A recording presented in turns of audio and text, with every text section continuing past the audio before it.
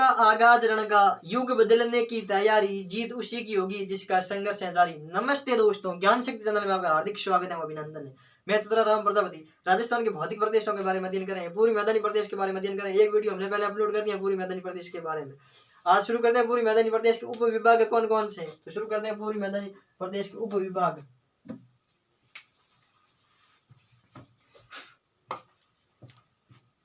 पूर्वी मैदानी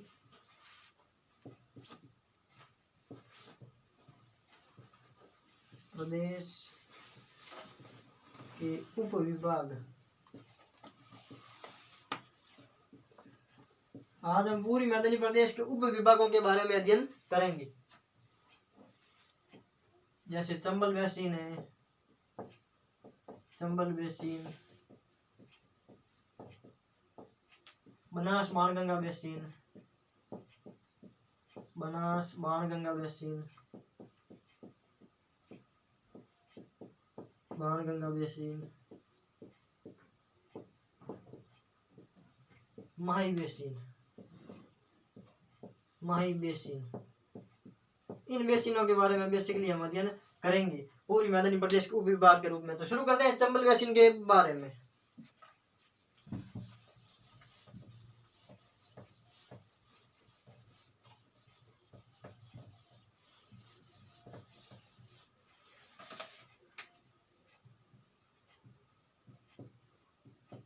चंबल बेसिन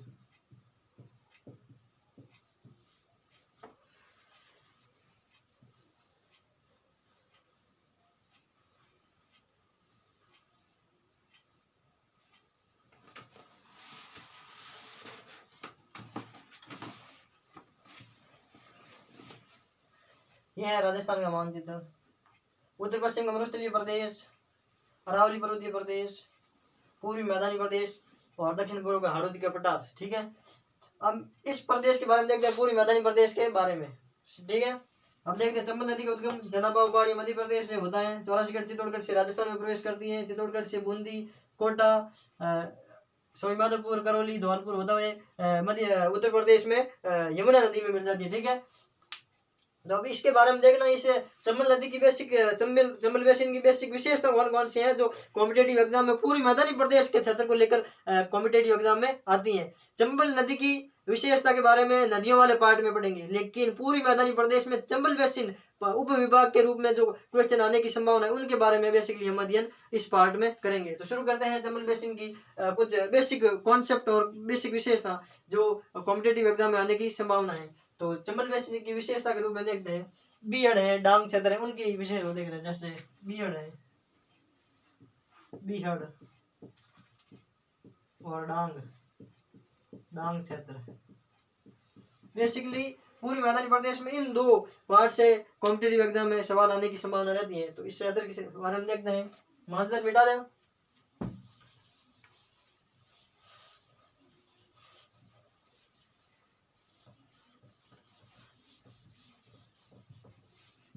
अब देखते हैं बीहड़ कहते हैं किसे पहले। तो बीहड़ देखो, चंबल नदी द्वारा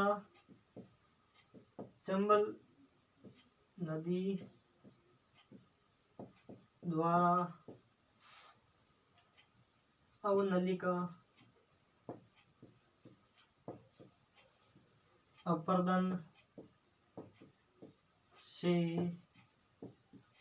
निर्मित उत्खात स्थलाकृति। चंबल नदी द्वारा अवनलिका अपर्दन से निर्मित उत्खात स्थलाकृति जहां घने जंगल पाए जाते हैं, घने जंगल पाए जाते हैं, उसे क्या कहते हैं? बीहड़। बीहड़ किसे कहते हैं? चंबल नदी द्वारा निर्मित अवनलिका अपर्दन से निर्मित उत्खात स्थलाकृति जहां पर घने जंगल पाए जाते हैं उसे क्या कहते हैं? बीहड़। अब देखते हैं सर्वाधिक बीहड़ किस जिले में है, सर्वाधिक विस्तार किस जिले में, और बीहड़ की रानी किस जिले को कहते हैं। ठीक है, तो सर्वाधिक बीहड़ मतलब सर्वाधिक घनत्व बीहड़ों का किस जिले में? सर्वाधिक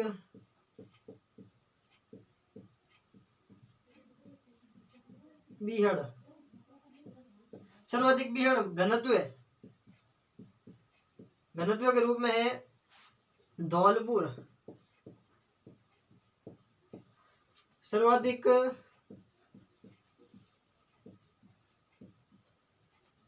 विस्तार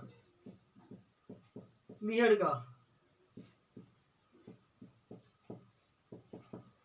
सर्वाधिक बीहड़ का घनत्व पूछे है तो धौलपुर में, सर्वाधिक विस्तार बीहड़ का पूछे है तो सवाई माधोपुर में।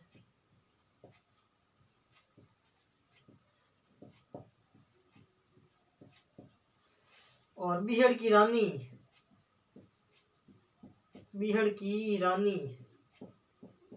किस जिले को कहते हैं? करौली को। कौन सा जिला? करौली। सुनो, बीहड़ किसे कहते हैं? चंबल नदी द्वारा निर्मित अवनलिका अपर्दन से निर्मित उत्खात स्थलाकृति जहाँ घने जंगल पाए जाते हैं उसे क्या कहते हैं? बीहड़ कहते हैं। और सर्वाधिक घनत्व बीहड़ का धौलपुर जिले में, सर्वाधिक विस्तार बीहड़ का सवाई माधोपुर जिले में, और बीहड़ की रानी करौली को। अब देखते हैं बीहड़ किस प्रकार की स्थलाकृति होती है।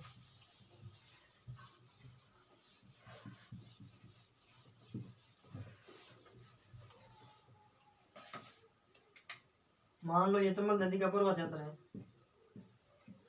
चंबल नदी में जब भी उफान आएगा चंबल नदी का जल इतना बढ़ जाएगा। ये तो बेसिकली आपको भी पता है, बढ़ेगा। जब ये जल बढ़ा हुआ वापस आएगा, वापस इस प्रकार से आएगा। चंबल नदी में जल जब बहाव क्षेत्र कम होगा तो वापस जल ये बढ़ा हुआ था वापस इस प्रकार से आएगा, इस प्रकार से आएगा। तो ये अवनलिका के रूप में नलिकाएं बन जाएगी, चौड़ी चौड़ी खाई बन जाएगी। ठीक है, यहाँ पर इस प्रकार से अवनलिका के रूप में इस प्रकार से ये खाई बनेगी तो इसे कहते हैं बीहड़ क्षेत्र। जहाँ पर चंबल नदी के लगभग 450 किलोमीटर से क्षेत्र में कोटा से लगाकर धौलपुर तक अवनलिका के रूप में इस प्रकार से वहां तक नदी में अवनलिका ज्यादा बनी हुई है, इसलिए उस क्षेत्र को बीहड़ कहते हैं। और इस अवनलिकाओं में घना जंगल पाया जाता है। ठीक है, इस प्रकार से बन जाता है,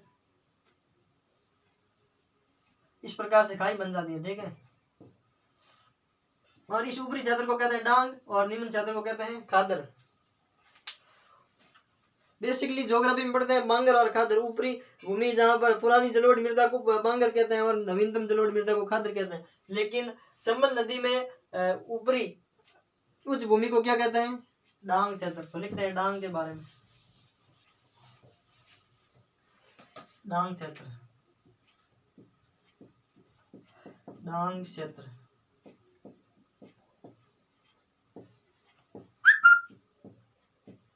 बीहड़ भूमि, बीहड़ उच्च भूमि, बीहड़ उच्च भूमि जहां दस्यु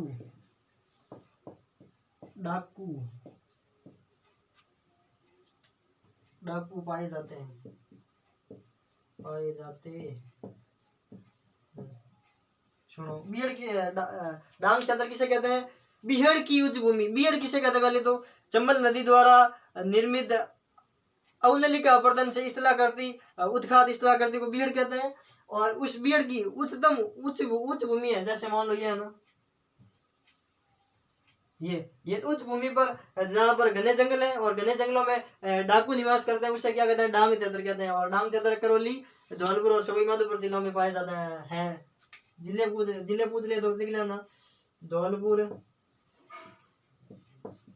करौली और सवाई माधोपुर,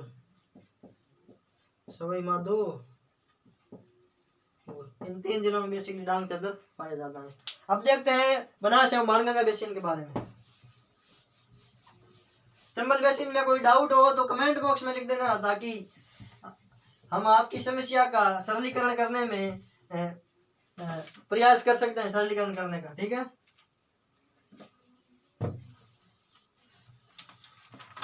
अब देखते हैं बनास बाणगंगा बेसिन, बाणगंगा बेसिन, बनास एवं बाणगंगा बेसिन के बारे में देखते हैं। एक मिनट,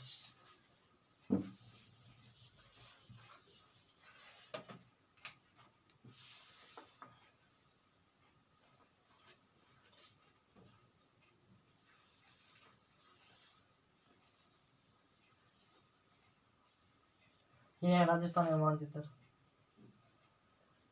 उत्तर पश्चिम वनस्थलीय प्रदेश, अरावली पर्वतीय प्रदेश, पूर्वी मैदानी प्रदेश और गाड़ों का पट्टा। यहाँ है अरावली में खमनोर की पहाड़ी, राजसमंद से बनास नदी निकलती है। बनास नदी भीलवाड़ा अजमेर इस प्रकार से होती हुई ये रामेश्वर में, सवाई माधोपुर में मिल जाती है। किस नदी में? चंबल में। और यहाँ से एक बाणगंगा नदी निकलती है जयपुर से, बैराट की पहाड़ियों से। बैराट की पहाड़ियों से निकलकर दौसा और भरतपुर होते हुए ये उत्तर प्रदेश में जाकर यमुना में मिल जाती है। ठीक है, इन दो नदियों के प्रवाह क्षेत्र में इनको देखेंगे जो पूर्वी मैदानी प्रदेश में। तो यहाँ पर एक बेसिन मैदान है बाणगंगा नदी के किनारे। बाणगंगा और यमुना नदी के द्वारा लाई गई जलोढ़ मृदा से निर्मित रोही का मैदान। कौन सा मैदान? रोही का मैदान है। कहाँ से कहाँ तक?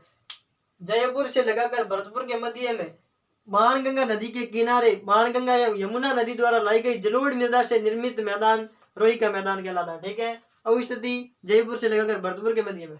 और किन नदियों द्वारा लाया गया जलोढ़ मृदा द्वारा लाए गए निक्षेपों से निर्मित? तो बनास एवं यमुना नदियों द्वारा लाए गए निक्षेपों से निर्मित। कोई डाउट? अब देखते हैं, यहाँ है पिडमांड का मैदान, देवगढ़ राजसमंद से लगाकर भीलवाड़ा के मध्य में। देवगढ़ राजसमंद से भीलवाड़ा के मध्य में कौन सा मैदान? पिडमांड का मैदान। पिडमांड का मैदान यहाँ पर है। खेराड़ या माल खेराड़ का मैदान।